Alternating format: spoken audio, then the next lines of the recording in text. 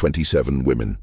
That's the number recorded in a private ledger discovered in 1978, hidden behind a false panel in what was once the Tidewater District Magistrate's office in southeastern Virginia.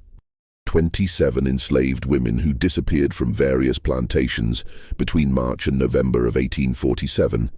Their absences carefully documented by someone who went to great lengths to ensure these records would never see official daylight.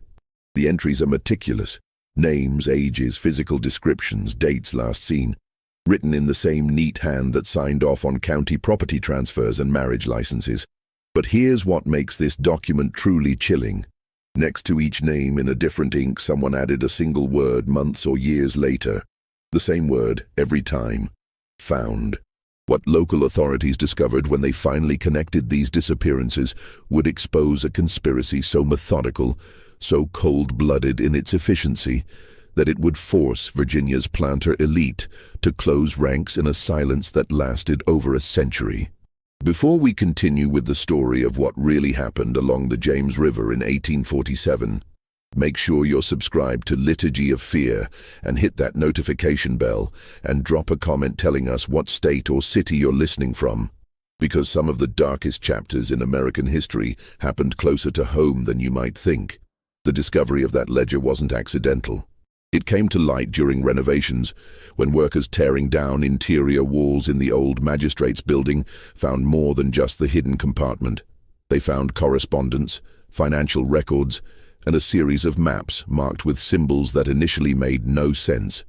It would take historians 3 years to piece together what those documents really meant, and when they did, several refused to publish their findings. The ones who did faced pressure from descendants of prominent Virginia families who claimed the research was sensationalist, designed to tarnish reputations built over 2 centuries. But the evidence was there, preserved in the very materials those families' ancestors had used to build their fortunes.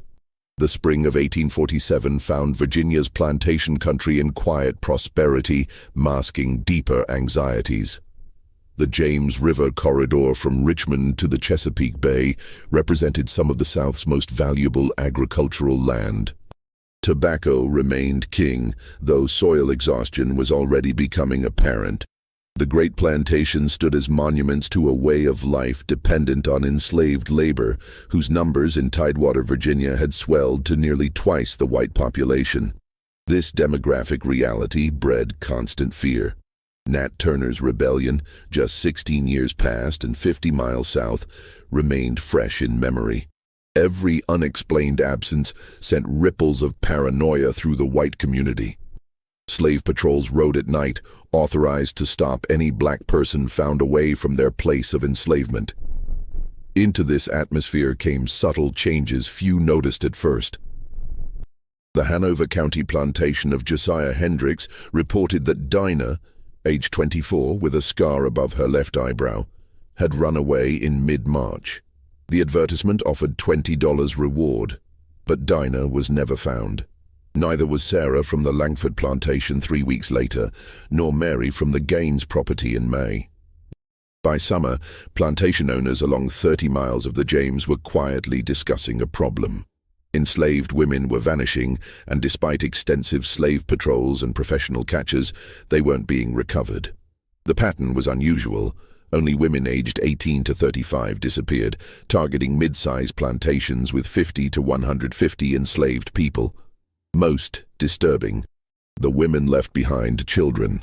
Enslaved mothers almost never ran away from their children. The bonds of family were stronger than iron shackles. Yet here were women vanishing who had sons, daughters, some still nursing infants. The spring rains that year were particularly heavy, swelling the James River and its tributaries, flooding low-lying fields and making the back roads nearly impassable for weeks at a time. The mud, the isolation of properties separated by swaths of dense pine forest and swampland, the chaos of planting season. All these factors created conditions where absences might not be immediately noticed. A woman sent to work in a distant tobacco field might not be missed for days. By the time someone realized she was gone, any trail would be cold. At the Grantham plantation on a river bend, overseer Marcus Hayward noticed something troubling. 3 women from different work gangs vanished within 2 weeks in July.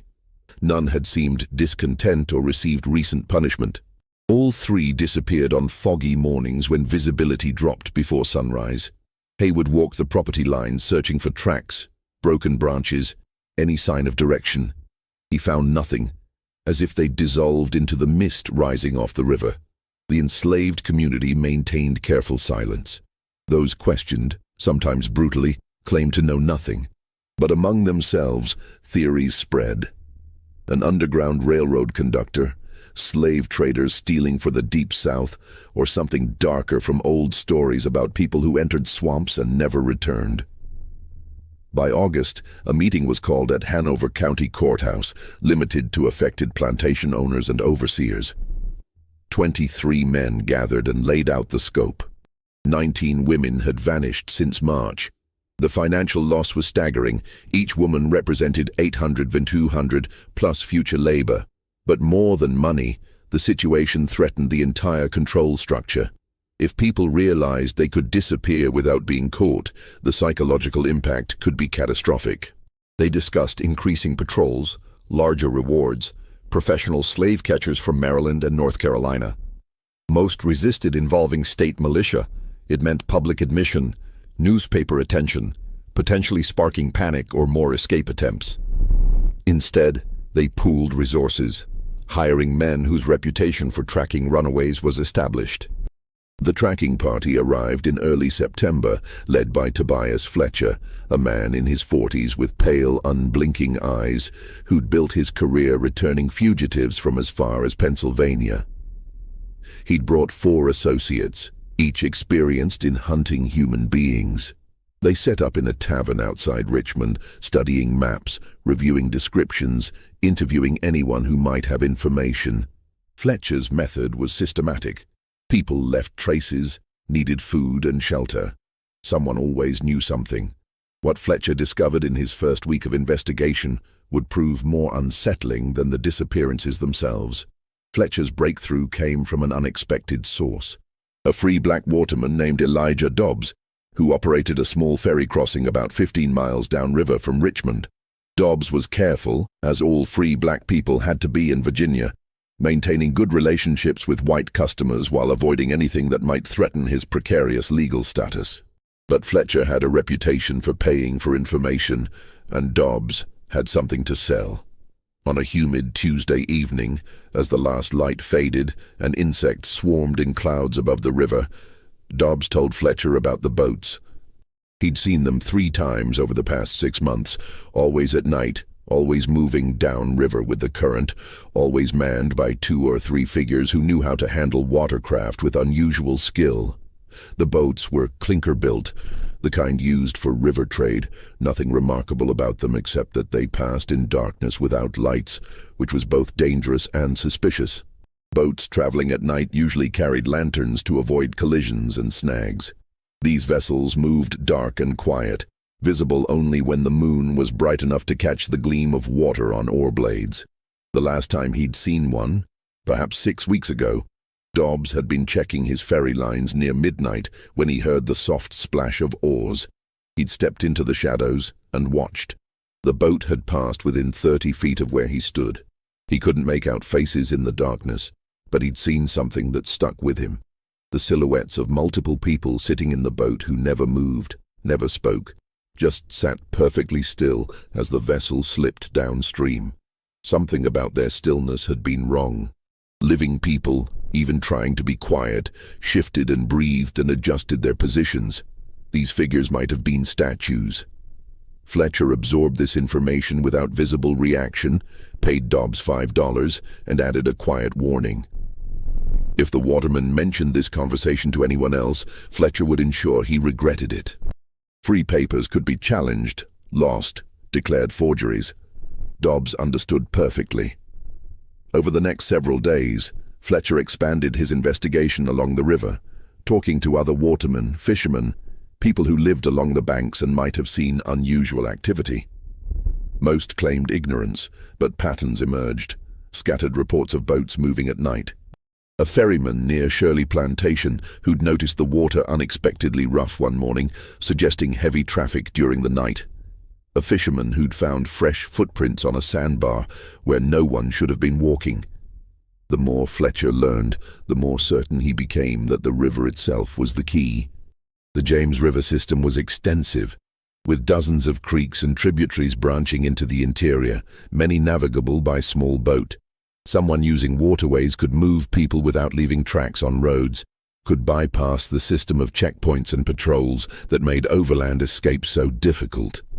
But this raised new questions. Where were they going? The river led eventually to the Chesapeake Bay and the Atlantic beyond. But you couldn't simply row enslaved women to freedom. Even reaching northern states required careful planning, safe houses, contacts. The Underground Railroad existed, but its routes generally ran overland, and it certainly didn't have the capacity to move nearly 20 women in a matter of months. Fletcher decided to stake out a promising location, a bend in the river where the current slowed, and a natural channel led to a small inlet surrounded by thick forest. It was isolated enough to serve as a meeting point, yet accessible to anyone who knew the waterways. He chose a moonless night in mid-September and positioned himself on high ground overlooking the inlet, accompanied by one of his men. They settled in before dusk, prepared to wait until dawn if necessary. The night was thick with sound. Cicadas, frogs, the occasional splash of fish or muskrat. The air hung heavy and still, pressing down like a wet blanket. Hours passed. Fletcher's companion shifted restlessly, swatting mosquitoes, but Fletcher himself barely moved.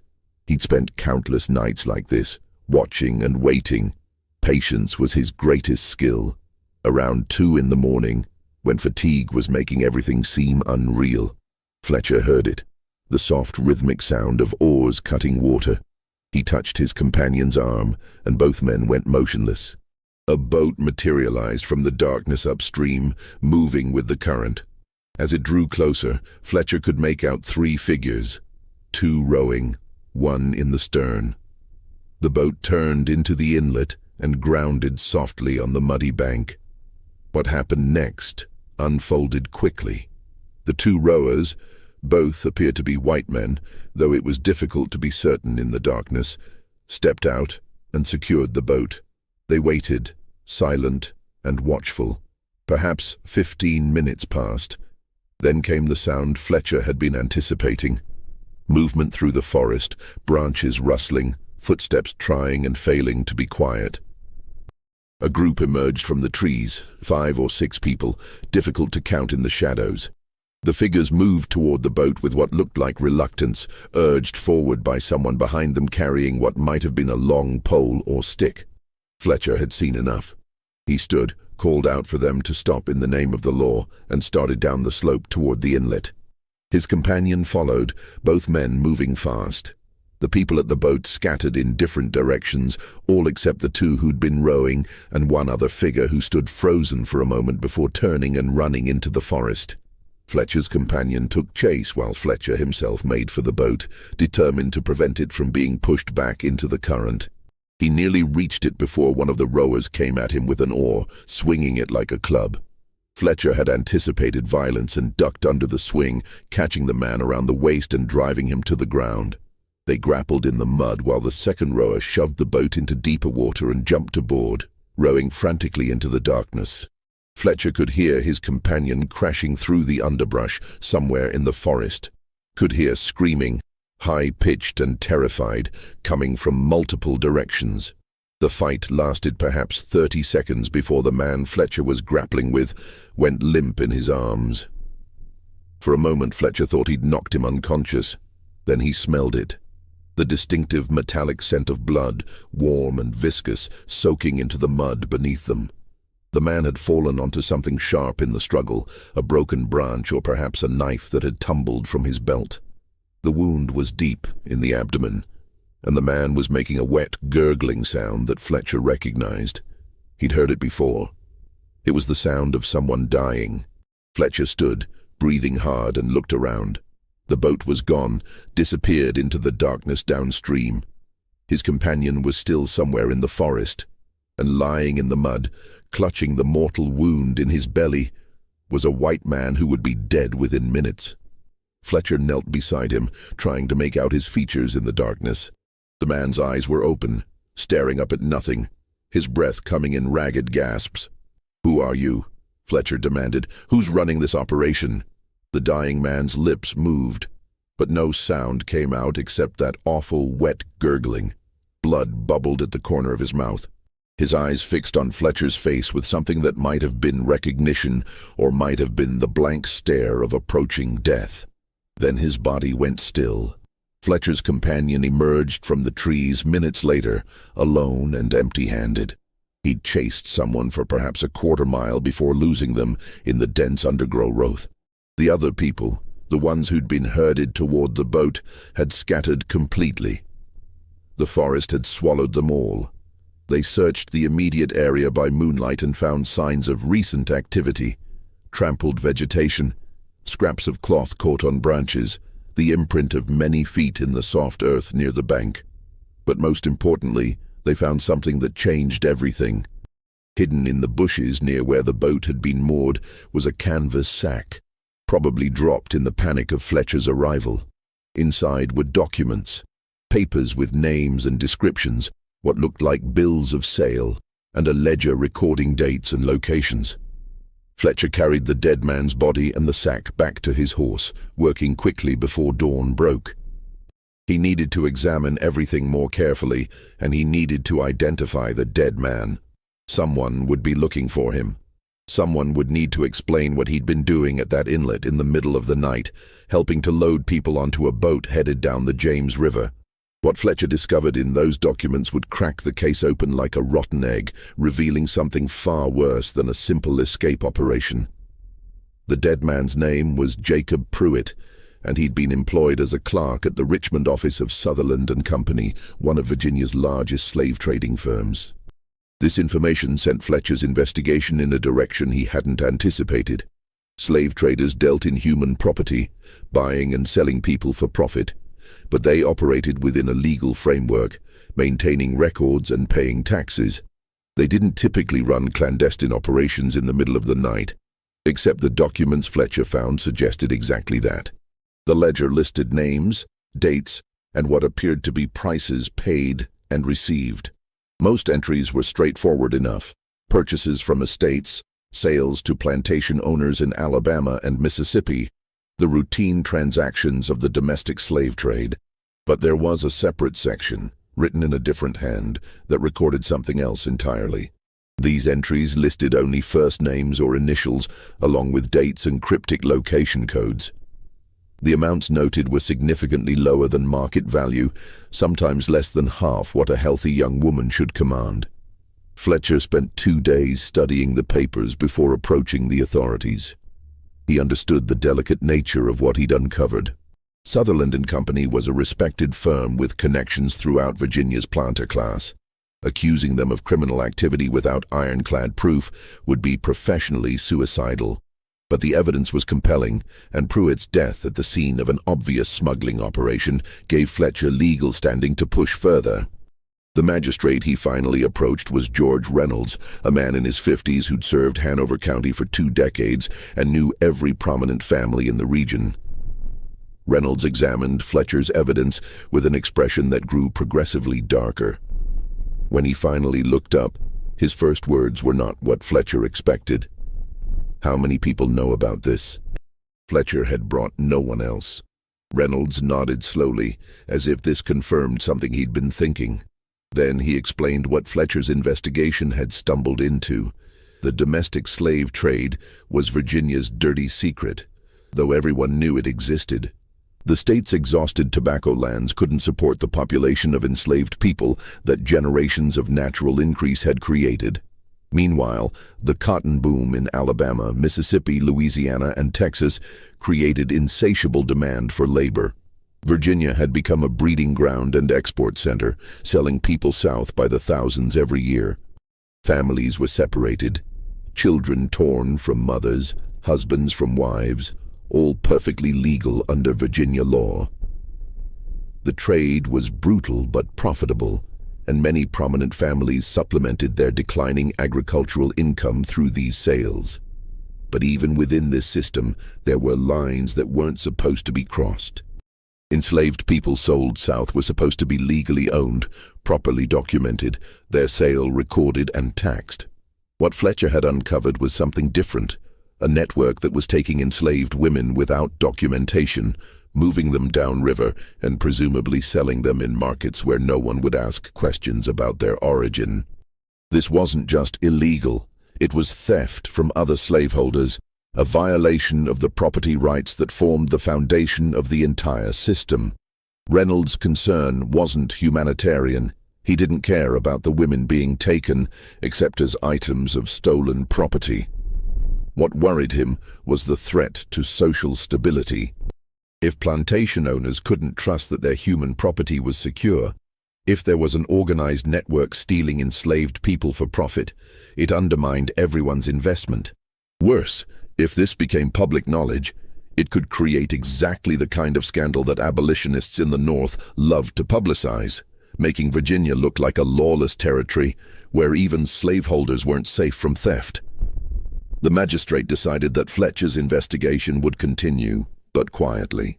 No public announcements, no newspaper coverage beyond the routine runaway advertisements that had already appeared.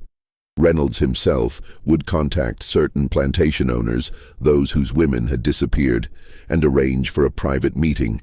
Meanwhile, Fletcher would follow the trail downstream, trying to determine where the boats were going and who was receiving the stolen property. This is where the investigation took its darkest turn. Fletcher traveled downriver following the James toward the Chesapeake, questioning dock workers and tavern keepers. The trail led to City Point, where the Appomattox joined the James. Here, information came easier. What Fletcher sought wasn't unusual, it was business as usual. 3 witnesses confirmed boats matching his description at City Point's docks, arriving after dark, departing before dawn. Cargo had been transferred to larger vessels bound for southern ports. No one found this strange. Enslaved people moved through City Point constantly, shipped to Charleston, Savannah, Mobile, New Orleans. No one looked closely at documents or asked uncomfortable questions. Fletcher identified the Catherine Marie, a coastal trader making regular runs to Charleston. Its June manifest listed 32 enslaved people. Comparing with Pruitt's ledger, the correlations were obvious. At least 6 disappeared women had likely been on that ship under different names, described as legally owned property, though actually stolen. The scheme's beauty was its simplicity. Virginia's domestic trade moved thousands monthly. Documentation was often sloppy for distant sales. A woman from Hanover County could be given a false name, described as property of a fictitious owner selling due to debt, and shipped to Charleston where no one would connect her to a Richmond advertisement. She'd be sold at auction, money flowing to conspirators, while the original owner absorbed the loss. But this raised the question that Fletcher couldn't answer. How were they taking the women in the first place? Enslaved people didn't just wander off plantations. They were watched, controlled, their movements restricted and supervised. Yet nearly 30 women had been removed without apparent struggle, without witnesses, without anyone seeing enough to sound an alarm until they were already gone. The more Fletcher learned about the distribution network, the less he understood about the initial abduction. The answer came from an unexpected source. One of the women who'd disappeared managed to come back. Her name was Rachel, and she'd been taken from a plantation in Goochland County in early August. She reappeared in late September, walking into the county courthouse in a state of near collapse, barely able to speak, her feet bloodied and her clothing torn. What she told authorities, once they got her water and somewhere to sit, would explain everything and nothing, revealing a conspiracy that went deeper than anyone had imagined, while raising questions that could never be fully answered. Rachel's story began on an August morning when she'd been working in the tobacco fields. An overseer, not the one assigned to her gang, someone she'd never seen before, had called her name and told her the plantation owner wanted to see her immediately. This was unusual, but not unprecedented. She'd followed the man toward the main house, wondering what she'd done wrong, already preparing herself for punishment. But instead of taking her to the main house, the overseer had led her to a wagon waiting on a side road, where two other women from neighboring plantations were already sitting, looking confused and frightened. Before Rachel could run or scream, she'd been grabbed. A cloth soaked in something sweet-smelling had been pressed over her face, and darkness had swallowed her. She'd woken hours later in the hold of a boat, her wrists bound, her head pounding, unable to see anything in the complete blackness below deck.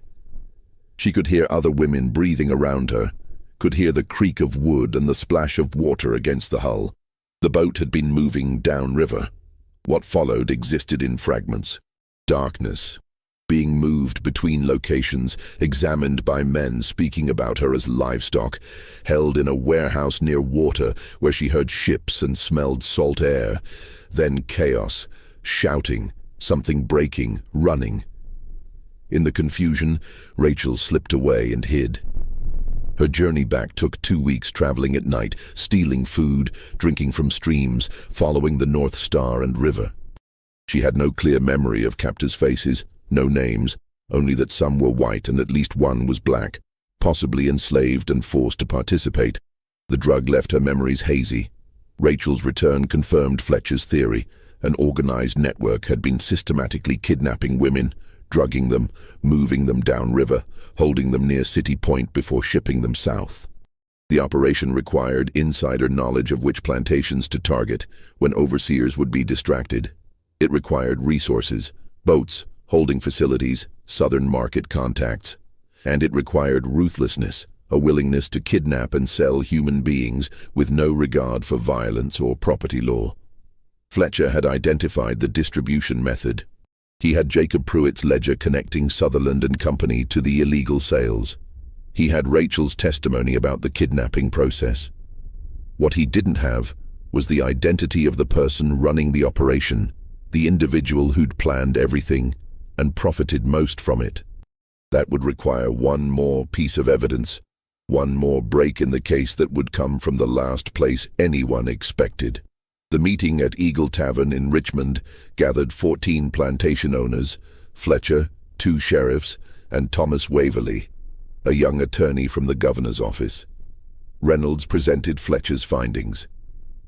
Nighttime boats, Pruitt's death and ledger, Sutherland and Company's connection, Rachel's testimony about being drugged and held captive. The mood shifted from anger to something darker as the conspiracy's scope became clear. These weren't runaway slaves. This was theft by other members of their own class, people they did business with, attended church with, shared social obligations with. Discussion grew heated. Some wanted immediate raids on Sutherland and Company, public prosecution. But Reynolds and others urged caution. James Sutherland sat on 3 bank boards, had served in the legislature. Accusing him without absolute proof would trigger years of legal battles, destroying reputations. Thomas Waverly added another concern: publicity. Abolitionists would seize this as proof of systemic corruption, argue for federal intervention. Better to handle it quietly, prosecute without fanfare, avoid giving ammunition to slavery's enemies. Fletcher listened to all this with growing frustration.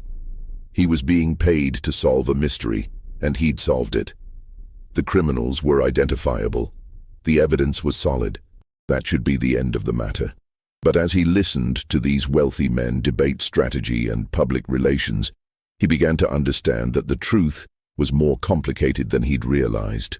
Discussion focused on a crucial question: the women sold south. Rachel had escaped, but she was the only one. The others, 26 women, were scattered across plantations from Carolina to Louisiana, living under false names, unable to prove their true identity. Recovering them would be nearly impossible, requiring multi-state cooperation and proof of ownership established months after the fact. Harrison Wickham, who'd lost 2 women, made a stunning proposal: let it go. Accept the financial loss. Shut down the network. But don't pursue prosecution that would expose everything publicly. The women were gone, already sold. Bringing them back would require admitting Virginia's system of patrols and documentation was weak enough that a gang had stolen 30 people over months. Better to handle it privately, ensure it didn't happen again, and move on. Several agreed. Waverly objected. If unpunished, other networks would form. Law meant nothing unenforced, especially when criminals came from the same class as victims. The debate raged for another hour before Reynolds proposed compromise. Continue investigating to identify everyone involved, deal with them privately through forced restitution and social ostracism, but no public trial. And the women sold south would remain where they were. The cost of recovery, financial and political, was too high. Fletcher found this distasteful but understood its logic. The system cared about property rights, not human welfare. If plantation owners accepted the loss to avoid embarrassment, that was their choice. He would complete his investigation, identify remaining conspirators, collect payment, and move on. But what he discovered next made that resolution impossible. Following the money in Pruitt's ledger led Fletcher to Samuel Ridgway, a Bank of Virginia clerk processing transfers from Sutherland and Company to individuals whose names appeared on no official business records. When confronted, Ridgway collapsed, confessing everything in a tearful breakdown. Ridgway explained the operation. James Sutherland had conceived the plan, recognizing Virginia's slave-trading business faced increasing criticism and uncertain prospects. He'd decided to maximize profits while the system still existed, even if that meant stepping outside legal boundaries. Sutherland recruited employees, including Pruitt, for kidnapping and transportation, targeting plantations where security was lax, overseers drunk or incompetent, where large numbers of enslaved people made absences less noticeable. The drugging technique came from Dr. Marcus Esterbrook, who'd provided compounds to render someone unconscious without killing them. The holding facility was a City Point warehouse owned by a shipping company Sutherland had stakes in. Forged paperwork was created by lawyer Philip Ardmore, who specialized in estate sales and had access to needed seals and signatures. Everyone involved received handsome payment, shares of profits far exceeding legal work. The operation had run nearly 8 months before Fletcher caught Pruitt. In that time, they'd stolen and sold 27 women, generating approximately $22,000, a staggering sum split among conspirators. But here's what made Fletcher's blood run cold. Ridgway claimed that Sutherland had planned to expand the operation, targeting enslaved men as well, and potentially extending into other states. The success of the initial phase had convinced him that the risk was manageable, that authorities were too incompetent or too concerned with avoiding scandal to seriously investigate. He'd been proven partially right. The investigation had taken months to make progress, and even now, the plantation owners were more concerned with avoiding publicity than pursuing justice. Fletcher took Ridgway's confession directly to Magistrate Reynolds, expecting that this new evidence would force action. Surely, with a complete confession naming all the conspirators, prosecution would be unavoidable. But Reynolds's reaction was not what Fletcher anticipated. The magistrate read the confession slowly, his face betraying nothing. When he finished, he set the papers down and looked at Fletcher with something that might have been pity. "You've done excellent work," Reynolds said. "Truly exceptional. But I'm afraid the matter is now out of our hands." What Reynolds explained next revealed a layer of corruption that Fletcher hadn't even suspected. James Sutherland had connections that extended far beyond business relationships. His brother-in-law sat on the Virginia Supreme Court. His first cousin was a ranking member of the state legislature. His business partners included 2 of the men who'd attended the meeting at the Eagle Tavern, plantation owners who'd publicly expressed outrage while privately sharing in the profits of the kidnapping operation. The investigation had uncovered a conspiracy that implicated some of the most powerful people in Virginia. Prosecuting them publicly would require confronting families that had controlled the state's economy and politics for generations. It would mean exposing a network of corruption that went far beyond one slave trading company, revealing how thoroughly the pursuit of profit had corrupted institutions that were supposed to uphold law and order. The political fallout would be enormous. Reynolds informed Fletcher that his services were no longer required. The investigation was being closed. Fletcher would receive payment for his work, plus a generous bonus for his discretion, but any records he'd collected should be turned over to the magistrate's office immediately. The confession Samuel Ridgway had provided would disappear into a locked cabinet, along with Jacob Pruitt's ledger and all other evidence Fletcher had gathered. Fletcher protested, argued, threatened to go public himself with what he'd learned, but Reynolds was ready for this response. Going public would accomplish nothing, the magistrate explained patiently. Fletcher had no documents. Reynolds would see to that. He had no credible witnesses. Ridgway would recant his confession. Rachel's testimony would be dismissed as unreliable, and everyone else involved would deny everything. A professional slave catcher accusing prominent citizens of conspiracy would be seen as a man trying to shake them down for money. Fletcher's reputation would be destroyed, his career ended, and he might even face criminal charges for slander. The system was protecting itself, closing ranks against the truth. Fletcher understood that he'd lost before he'd even realized he was in a fight. He accepted his payment, handed over his records, and left Virginia the following week, never to return. But the story didn't end there. Samuel Ridgway's body was discovered in the James River 3 days after his confession, tangled in tree roots near the Rocket's landing docks in Richmond. The official determination was suicide by drowning, a man overcome by guilt and despair. No one mentioned that his hands had been bound before he went into the water, or that bruises around his throat suggested he'd been unconscious before he drowned. The sheriff who examined the body noted these details in his private journal, but signed off on suicide for the public record. Dr. Marcus Estabrook left Virginia in early November, supposedly to take a position at a hospital in Baltimore. He never arrived there.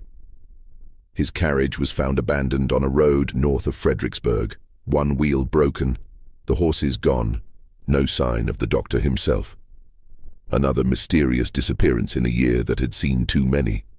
The authorities conducted a brief search but concluded that Estabrook had probably been robbed and killed by highwaymen, his body hidden somewhere in the dense forest along the road. The case was never solved. Philip Ardmore, the lawyer who'd forged the documents, developed a sudden interest in moving west. He sold his practice in Richmond and departed for Tennessee, where he supposedly planned to start fresh. According to records, he did establish a new practice in Memphis, but he died less than a year later from what was described as a fever. He was 38 years old and had been in good health. The pattern was obvious to anyone paying attention. Everyone who'd participated in the conspiracy at an operational level was either dead or driven out of Virginia within months of Fletcher's investigation being shut down. The people who'd actually done the work of kidnapping, drugging, transporting, and documenting the stolen women were being systematically eliminated, ensuring their silence permanently. Only the highest level of the conspiracy, James Sutherland and his partners among the plantation elite, remained untouched. The enslaved community in Tidewater, Virginia, meanwhile, noticed that the disappearances had stopped. No more women vanished from tobacco fields or quarters in the night. The boats moving silently down the James River were no longer seen by watermen working late hours. Whatever had been happening was over, shut down as suddenly as it had begun. But the knowledge of what had occurred spread through whispered conversations, becoming part of the oral history that enslaved people passed down to their children. Be careful. Trust no one. Because even those who claimed to own you legally might find ways to make you disappear entirely. Rachel, the woman who'd escaped and testified, found herself in an impossible position. Her owner, upon her return, had been pleased to recover his property, but deeply unhappy about her involvement in the investigation. Her testimony had embarrassed him, forced him to acknowledge publicly that his plantation's security was inadequate. Within a month of Fletcher's departure from Virginia, Rachel was sold south, legally this time with proper documentation, to a cotton plantation in Alabama. The official reason was that she'd become difficult and unreliable, unsuitable for work in Virginia. The real reason was that she knew too much, and her presence served as an uncomfortable reminder of a scandal everyone wanted to forget. The only person from the investigation who remained in Virginia and attempted to pursue the matter further was Thomas Waverly, the young attorney who'd represented the governor's office. Waverly had been appalled by how the case was handled, by the blatant corruption and the willingness of authorities to protect criminals because of their social status. He wrote a detailed report to the governor describing everything he'd learned and recommending prosecution despite the political difficulties. The governor never responded to this report. Instead, Waverly was quietly reassigned to administrative duties that kept him far from any real legal work. When he persisted in raising concerns about the case, he found himself increasingly isolated, his colleagues avoiding him, his superiors making it clear that his career prospects depended on his ability to understand when silence was appropriate. Waverly held out for 6 months before resigning his position and leaving Virginia entirely, joining a law practice in Philadelphia, where he later became involved with the abolitionist movement. By the end of 1848, 14 months after the first disappearances, the entire affair had been successfully buried.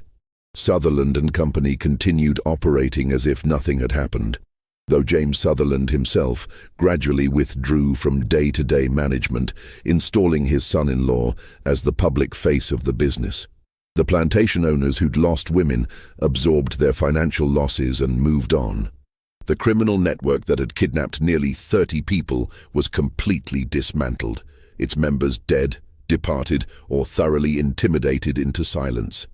But there was one loose end that no one had anticipated, one piece of evidence that survived the cover-up. In early December 1848, a package arrived at the office of the Richmond Enquirer, the city's leading newspaper. Inside was a letter and a copy of documents. Not the originals that Fletcher had been forced to surrender, but copies he'd apparently made before turning over his evidence.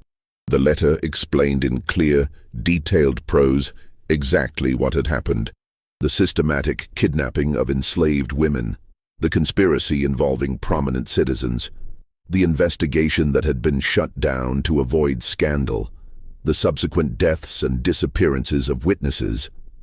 The letter was signed, "A Friend to Justice," but the newspaper's editor, John Pleasance, recognized the handwriting.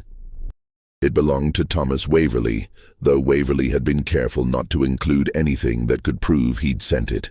Attached to the letter were copies of Pruitt's ledger, Ridgway's confession, and a list of the 27 women who'd been stolen and sold south, including the names of their original owners and the approximate dates they'd disappeared.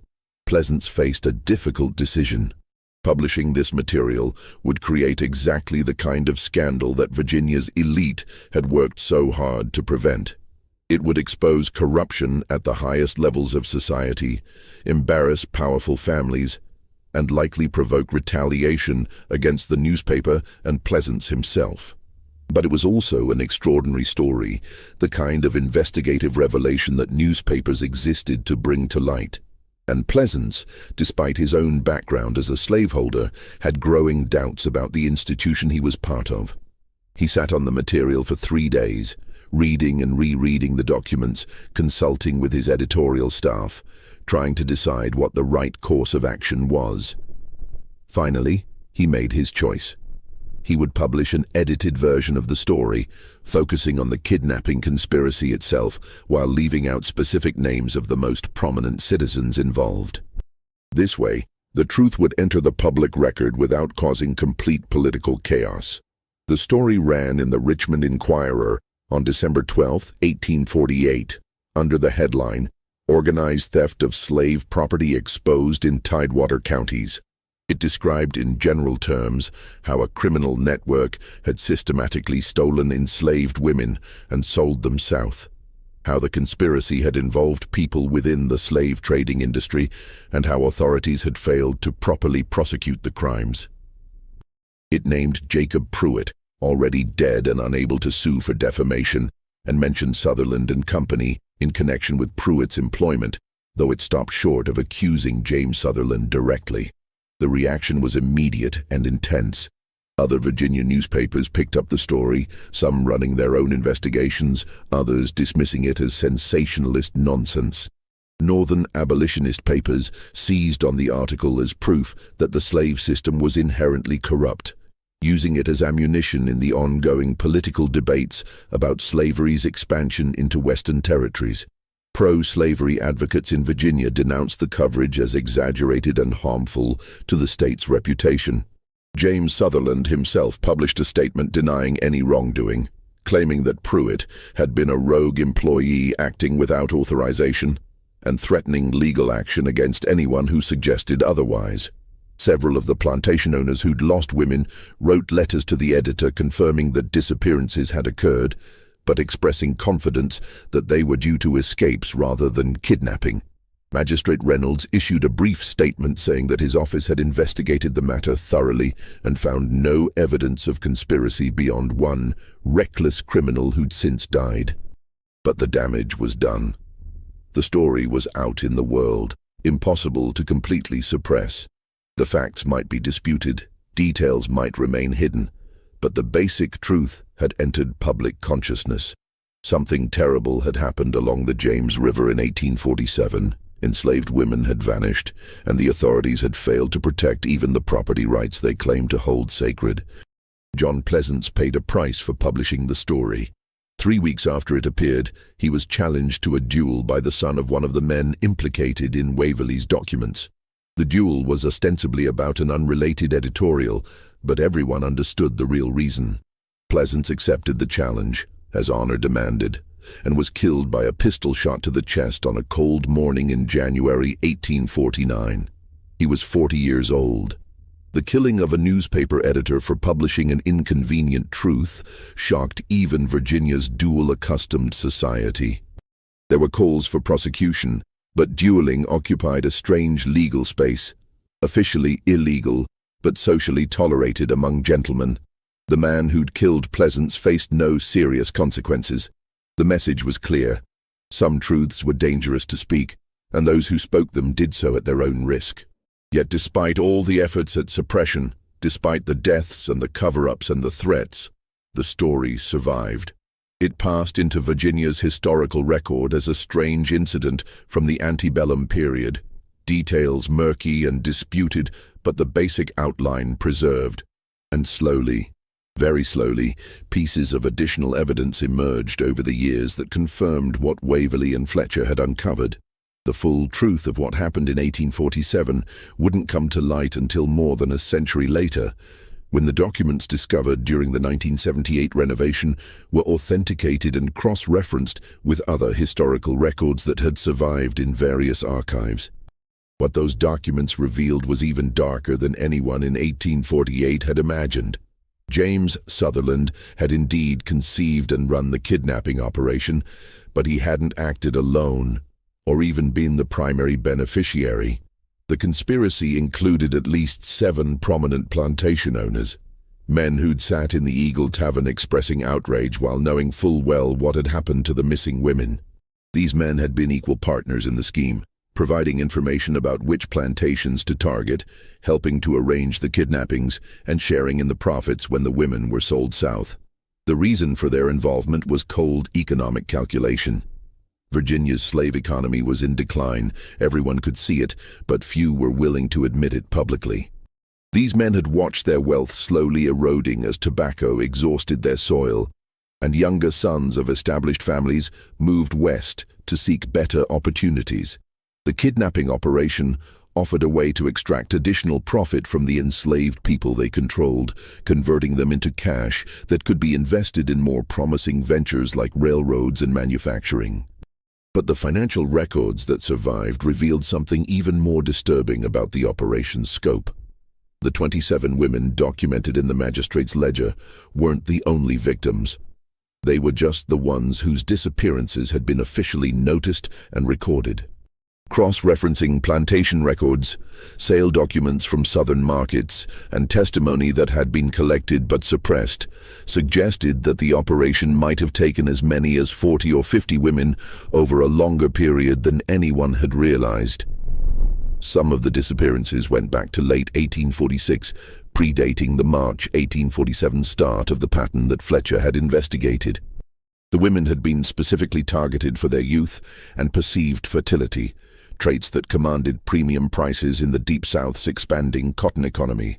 They'd been torn from their families, drugged and transported like cargo, sold under false names to buyers who'd been told nothing about their true origin.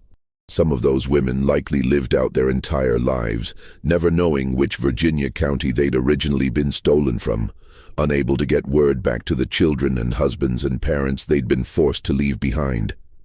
The holding facility at City Point had been more than just a warehouse. Documents described it as a compound with separate rooms where captives could be kept isolated, a space where they could be prepared for sale, which likely meant being forced to learn false histories, threatened into silence about their kidnapping, possibly subjected to violence to make them compliant. The facility operated for at least 10 months before being shut down in the wake of Fletcher's investigation. After that, it was cleaned out and converted to storing legitimate cargo, any evidence of its previous use carefully destroyed. Dr. Estabrook's role in developing the drugging technique turned out to be even more sinister than originally understood. He'd been experimenting with compounds based on opium and other substances, trying to find mixtures that would render people unconscious without killing them, that would leave them confused and disoriented to prevent effective resistance. Several of the women who'd been kidnapped, based on testimony collected decades later from former enslaved people who'd known them, reportedly suffered lasting effects from the drugs, including memory problems and physical ailments that persisted for years. The deaths of the conspirators who'd been at the operational level, Ridgway, Estabrook, possibly others whose fates were never officially recorded, hadn't been coincidental. The plantation owners who'd partnered with Sutherland had systematically eliminated anyone who could testify against them, ensuring that if the conspiracy was ever investigated, all the blame would fall on dead men who couldn't defend themselves. Pruitt's death at the inlet had been accidental, but it showed the conspirators how vulnerable they were to testimony from subordinates. They'd responded by removing that vulnerability entirely. Thomas Waverley's attempt to expose the conspiracy through the Richmond Inquirer and John Pleasance's death after publishing the story represented the system protecting itself in the most brutal way possible. Men had been murdered to preserve the reputation of Virginia's elite, to prevent a scandal that might have forced society to confront the corruption at the heart of its economic system. The violence wasn't aberrant. It was fundamental to how power maintained itself. But here's what the 1978 discovery also revealed. One of the women who'd been kidnapped had found a way to bear witness. Her name was Louisa, taken from a plantation in New Kent County in July 1847 and sold at a market in Charleston that fall. She'd been purchased by a rice planter named Edward Gresham, whose property was located on one of the Sea Islands near Beaufort, South Carolina. Gresham was by most accounts a brutal owner, working people to death in rice fields where malaria and other diseases killed regularly. But his brutality created opportunities. During the chaos of the Civil War, when Union forces captured the Sea Islands in late 1861, Gresham fled and his enslaved workers liberated themselves. Louisa was still alive then, though she was probably in her late 30s or early 40s and worn down by years of hard labor. She could have simply enjoyed her freedom and tried to rebuild a life. Instead, she sought out the Union officers who were documenting the property they'd seized, and she told them her story. She described being taken from Virginia, the drugging, the boat trip down the James River, the holding facility at City Point, the sale in Charleston. She provided names and details that she'd held onto for 14 years, waiting for an opportunity to tell someone who might care. The Union officer who recorded her testimony was a captain named William Thorpe from Massachusetts, serving with the occupation forces. He wrote down everything Louisa told him, recognizing it as evidence of the slave system's inherent corruption. Thorpe's report was filed with dozens of other witness statements from formerly enslaved people describing the abuses they'd suffered. After the war, these documents were archived and largely forgotten, gathering dust in government storage until historians began examining them in the 1960s and 1970s as part of renewed interest in Reconstruction-era records. When Louisa's testimony was finally read alongside the documents from the magistrate's office, the full story came together. The names she'd mentioned matched names in the conspirators' records. The dates aligned. The descriptions of the holding facility at City Point corresponded with architectural details that could still be verified in 1978. She'd even remembered the false name she'd been given, Mary Jenkins, and historians were able to find a Mary Jenkins in the Charleston market records from fall 1847, described as being sold from the estate of a deceased Virginia farmer. Louisa's testimony didn't explain everything. There were still gaps, missing pieces, questions that could never be answered. But it provided verification from someone who'd lived through the horror, who'd spent 14 years carrying the truth until she found someone willing to listen. And embedded in her testimony was a detail that none of the other records had captured: what it felt like to be one of the women taken. She'd described the moment of being grabbed, the terror of waking up in darkness with no understanding of where she was, the slow realization that she'd been stolen and sold, and that no one was coming to bring her back. She'd described the other women crying, calling out for children and husbands, begging to be let go.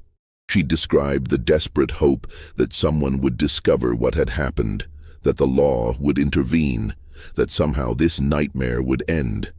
And then she described the gradual crushing of that hope as days became weeks, and they were loaded onto ships and taken further and further from anything familiar.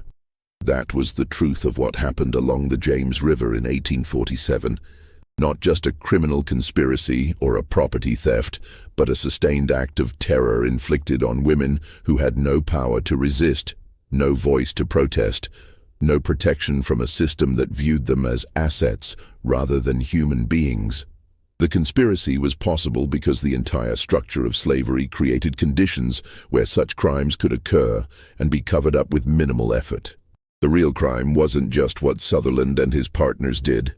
It was the system that made their actions feasible and that prioritized protecting powerful men over seeking justice for the powerless. The documents discovered in 1978 created a brief scholarly controversy. Historians debated how widely the findings should be published, whether it was appropriate to name the descendants of the men who'd been implicated, how much weight to give testimony collected more than a century after the events it described. Some argued that the historical record should be as complete and honest as possible, that understanding past crimes was necessary to prevent their repetition. Others worried about unfairly tarnishing family reputations based on the actions of ancestors who'd lived in a different moral context. In the end, the academic papers that were published tended to focus on the operational details of the kidnapping conspiracy while being circumspect about naming names. The plantation owners who'd partnered with Sutherland were generally identified only by initials or described vaguely as prominent Tidewater families. James Sutherland's role was documented but contextualized within the broader economics of Virginia's declining slave economy. The tone was analytical rather than accusatory, focusing on systemic factors that enabled such conspiracies rather than individual moral culpability. Local Virginia historians were less comfortable with the findings. Several published rebuttals questioning the authenticity of the documents, suggesting that the ledger could have been forged, that Louisa's testimony might have been confused or embellished. One historical society member wrote an impassioned defense of the Sutherland family, noting their contributions to Richmond's development and characterizing the conspiracy allegations as unfair demonization of ancestors who couldn't defend themselves. But for people who'd grown up hearing whispered stories from grandparents and great-grandparents, people whose families had been enslaved in Tidewater, Virginia during the antebellum period, the 1978 discovery wasn't shocking. It was confirming. The oral traditions passed down through generations had preserved knowledge of women who disappeared, of boats moving on the river at night, of the terror that had pervaded enslaved communities during that year when anyone could vanish without warning. The official historical record was finally catching up to what they'd known all along. The debate about how to remember and discuss these events continues. The 27 or more women who were kidnapped and sold south mostly remain names in a ledger, people whose individual stories and voices were lost when they were stolen from their communities. Louisa's testimony provides a glimpse of what they experienced, but she was just one person, and her memory, recorded 14 years after the fact, under the traumatic circumstances of a war zone, can only tell us so much. What we know for certain is that a conspiracy existed, that it operated for at least a year and possibly longer, that it involved some of the most respected citizens in Virginia, and that it was covered up through a combination of violence, intimidation, and the systemic corruption of legal institutions. We know that women were terrorized, families were destroyed, and the men responsible faced no meaningful consequences. We know that when the truth tried to emerge, people died to suppress it.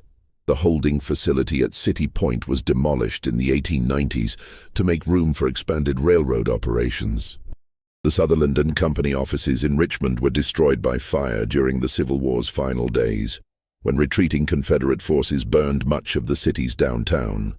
The plantations where the women were taken from have mostly been broken up or converted to other uses, their histories sanitized into stories of architectural significance and agricultural innovation that carefully avoid discussing the human beings who were enslaved there.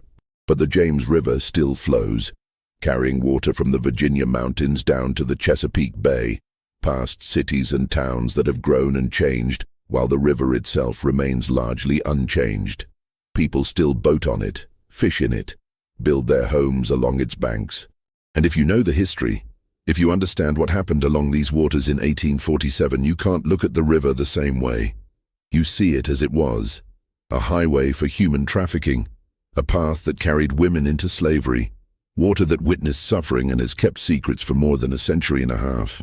The magistrate's ledger, with its careful entries and that one repeated word, found, sits in an archive now, available to researchers who request access.